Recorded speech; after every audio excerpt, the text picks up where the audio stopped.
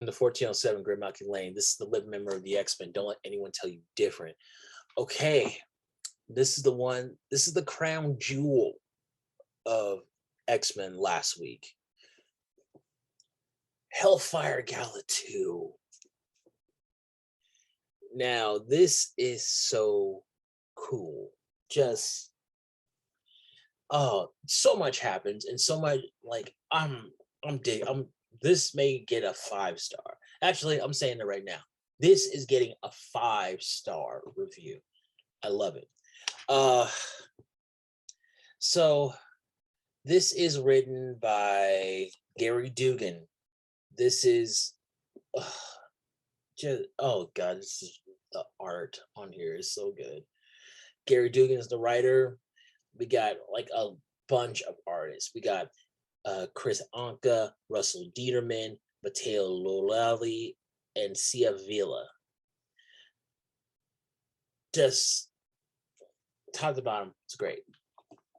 So this is the second annual Hellfire Gala, which is, if you remember last year, they did it big, and this year it's just as big, but not on a planetary. Well, probably on a planetary scale.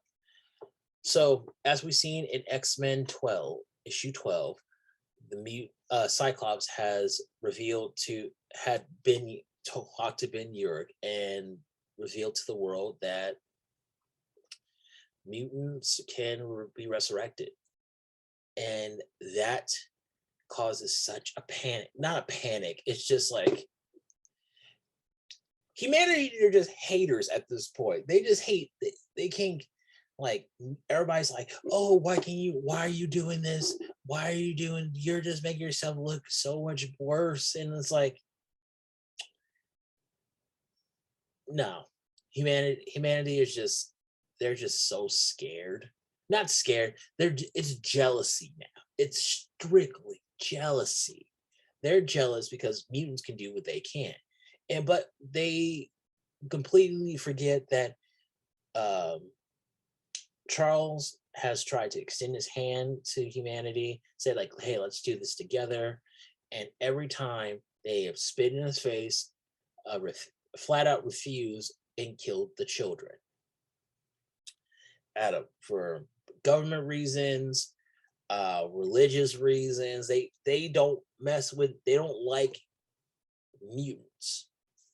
So mutant kind is like, okay, we're gonna do our own thing. And then when they hear about it, they're like, that's not fair. Why? Like they're acting like 3-year-olds who are jealous that somebody else has a better toy than they are. But whatever. In the beginning, we get this really great conversation between Scott and Jean, and it's like I like when Scott and Jean talk. I like when they're a team. This is the Scott and Jean I grew up with. Like they were a team. They were great together, but they were even better apart. So, moving like the reveal of what happened is just spread out across the Marvel universe or Earth, and the Avengers, cops are just jumping in. The Fantastic Four, whatever. We do get this really funny, well, not funny, it's just like, wow. Orcus are talking with lawyers, and they're trying to get people who have murdered mutants off out of jail because since the reveal that mutant kind can be resurrected, it's not really murder. It's all right. They basically call it destruction of property. And Dr. Stasis is being first class sinister right here. He sucks. He just sucks. Like they're just humanity's just the worst. Also, we get this really interesting subplot with Clea, the new Sorceress Supreme. She finds out what's happened with Krakoa, and she's like, this could be an opportunity to bring back Stephen Strange. Interesting theory. Let's see where it goes. So we get Phalong, Stasis, and Moira just cacking on the way, say like, we got him. Like this, this may be this may be a delay in our plans, but our plans are still going. Moira is basically the Wicked Witch of the West. Fei Long is a hater who hates the fact that he's not getting all the glory. He's a bitter Tony Stark. And it's just weird. It's weird to me. But then we find out what they've done. They kidnapped Mary Jane. And they're going to use her as like a dress to get into the Hellfire for Morrigan, the Hellfire Gala, so she can conduct her plan. It's rough. Bishop wants to cancel the entire thing because it's a waste of time. This is the Met Gala. This is just a way for the mutants to flex. And Emma's like, no, we need to have this because it's my party. Like, screw your party.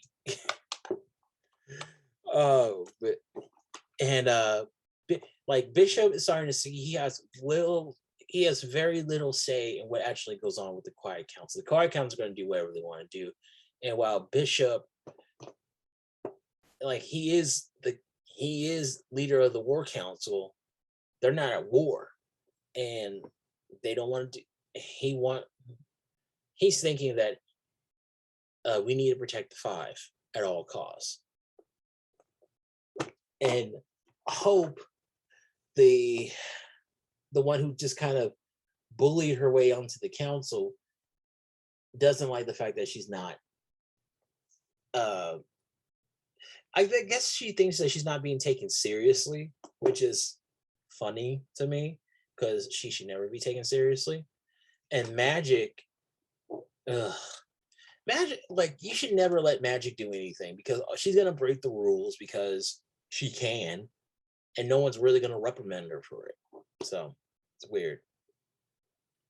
We get some very interesting developments on Sync regarding his powers. This is very interesting. The fact that when he uses the muscle, that part of his powers from muscle memory, he ages up. Very clever.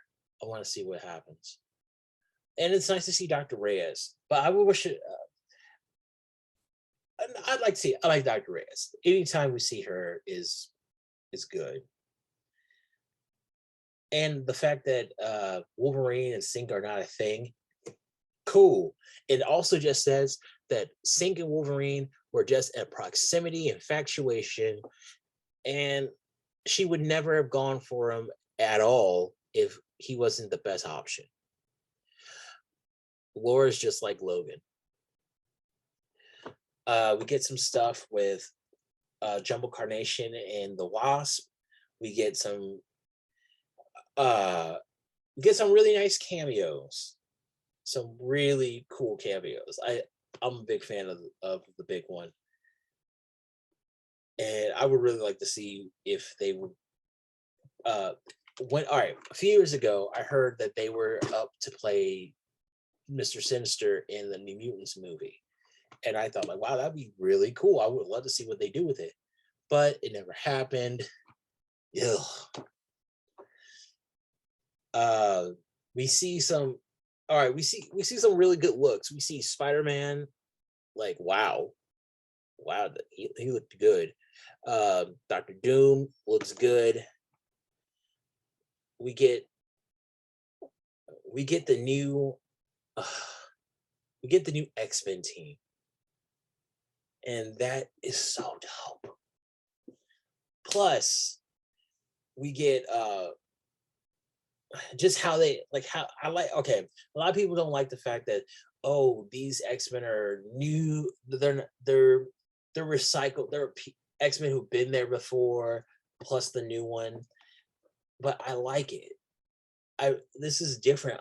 I'm okay with them changing the X-Men team every year because these bring up totally new plot points, totally new like issues concerning everything. We get some stuff with Fei Long and Tony Stark. Tony Stark, this whole thing about him being a futurist and him saying that the resurrection protocols are gonna be the death of Krakoa seems like he's hating.